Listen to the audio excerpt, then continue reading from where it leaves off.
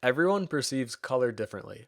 We go through life having these associations with color that evolve and change over time. Color is relative to the viewer. This lesson serves as a general guideline and perception each color has associated with it. These are standard ones, and some even being proven scientifically, such as red raising your blood pressure when looking at it, while blue calms it. So for each color, I'll give a few general words that describe the feeling each color provokes. But like I said, each color may still have a different meaning to you. Okay, so I'll start off with the traditional six colors. Red is passionate in almost every way.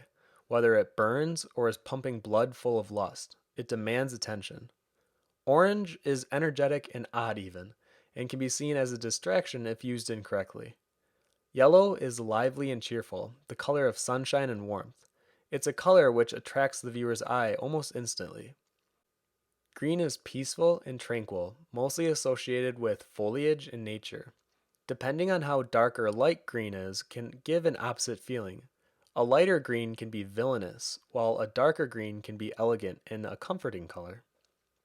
Blue is typically either calm or sad. It's the color of the sky and water. Purple, or violet, is a sophisticated color, often associated with royalty and being majestic. These six color statements are meant to be more vague so that the artist can then interpret how they want to see and use the colors. The next six colors are more uncommon ones, or even a combination of color that evoke feeling in a specific way.